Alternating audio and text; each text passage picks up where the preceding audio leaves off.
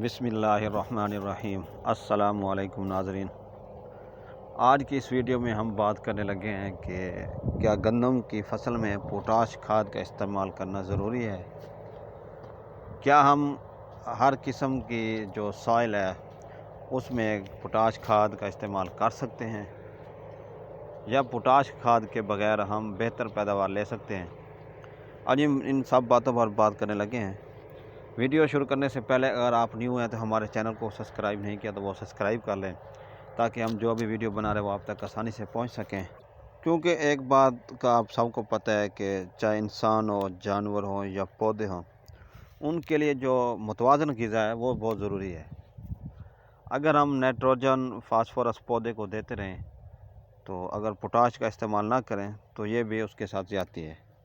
तो फिर अक्सर किसानों का ये सवाल होता है कि हमें कैसा पता चलेगा कि हमारी ज़मीन में पोटाश की कमी है। तो उनके लिए यही है कि हमें अक्लमंदाना फ़ैसला करते हुए कि अपनी ज़मीन का 3 साल बाद तजिया करवा लें, तो उससे हमें पता चल जाएगा कि हमारी ज़मीन में किस चीज़ की कमी है। अगर तो हमारी ज़मीन में 180 ppm मिकदार है तो इसका मतलब है कि पोटाश के बगैर हमारी अच्छी पैदावार आ सकती है। तो ये सिर्फ़ उन ज़मीनों के लिए है जो कि मैरा ज़मीनें हैं या भारी मैरा ज़मीनें हैं। उन ज़मीनों के लिए नहीं जो सख्त ज़मीनें होती हैं, कलराठी होती हैं, नमकियात से मुतासर होती हैं, ये उन ज़मीनों के लिए नहीं है। क्योंकि उन जो नमकियात की ज़मीनें होती हैं वहाँ पोटाश की वो मिकदार ज़्यादा होती है, अक्सर देखने में आता है। मगर जो सख्त ज़मीनें हैं वहाँ तो अक्सर देखने में आता है कि वहाँ पानी ज़्यादा देर तक खड़े रहने की वजह से 300 से भी ज़्यादा वो ppm होती है उसकी पोटाश। तो ये ज़मीन के सख्त होने की वजह से जो पौधे होते हैं उसकी जड़ें वो पोटाश हासिल नहीं कर सकती। तो फिर हमें इन ज़मीनों में फोलियर स्प्रे करना पड़ेगा या फिर कोई ऐसी चीज़ें डालनी पड़ेंगी जैसे ज़मीन के अंदर या मोबिलाइजिंग बैक्टीरिया जो इसकी दस्तयाबी को वो बेहतर बना सकें।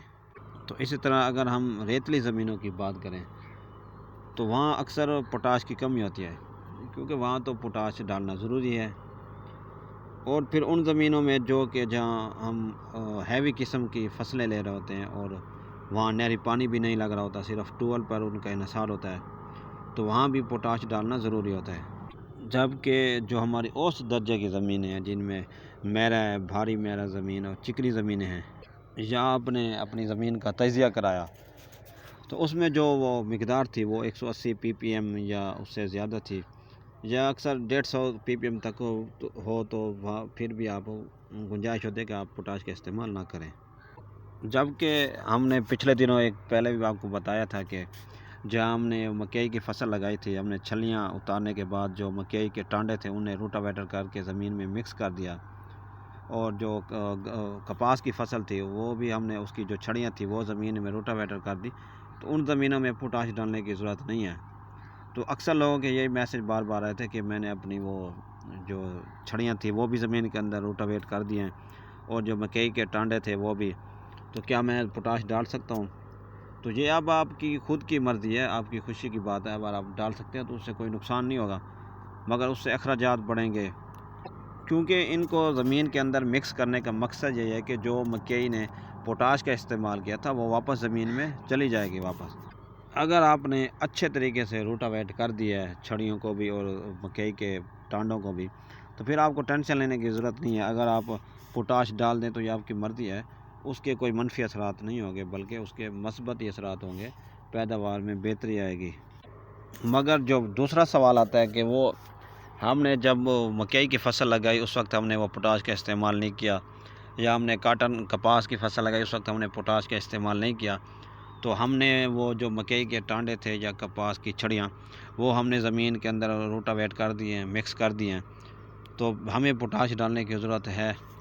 तो क्योंकि आपने पोटाश तो नहीं डाली, तो जो आप नहरी पानी लगा रहे थे और ज़मीन के अंदर भी पोटाश मौजूद थी, जो पौधे ने अपनी ज़रूरियात पूरी कर ली, उससे उसकी ज़रूरत पूरी हुई हो ना हुई हो, तो उसके कुछ ना कुछ तो उसने अपनी ज़रूरियात पूरी की हैं। मगर उसने जो भी मिकदार ली वो उसके जिस्म का हिस्सा है। वो जब आपने वो ज़मीन की छड़ियाँ या वो टांडे रूटावेट कर दिए तो वो वापस उसको पहुंच जाएंगे ज़मीन में, वो दूसरी फसल इस्तेमाल कर सकती है, उससे उसकी ज़रूरत पूरी हो या ना हो।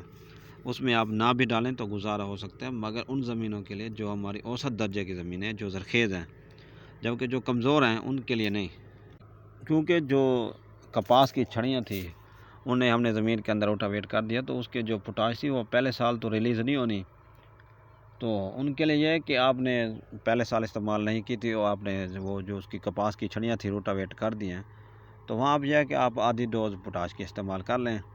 اور اسی طرح جو مکئی کی فصل تھی، جو آپ نے پہلی دفعہ مکئی میں وہ پوٹاش نہیں ڈالی تھی اور آپ نے اس کے جو ٹانڈے تھے وہ آپ نے زمین میں روٹاویٹ کر دیے، کیونکہ اکثر تو یہ ہوتا ہے کہ مکئی میں پوٹاش نہ ڈالنے سے کہ اس کی بہتر پیداوار نہیں آ سکتی، کیونکہ جہاں ہم پہلی دفعہ لگا رہے ہیں وہاں تو شاید بہتر پیداوار آ رہا ہے، جہاں ہم بار بار مکئی کی فصل رپیٹ کر رہے ہیں تو وہاں بہتر پیداوار نہیں آتی پوٹاش کے استعمال جب تک نہ کریں۔ تو خیر اگر آپ نے نہیں کی تو آپ نے اس کے جو وہ ٹانڈے تھے وہ زمین کے اندر روٹاویٹ کر دیے، تو ان کے لیے بھی یہ ہے کہ آپ آدھی ڈوز پوٹاش کی استعمال کر لیں۔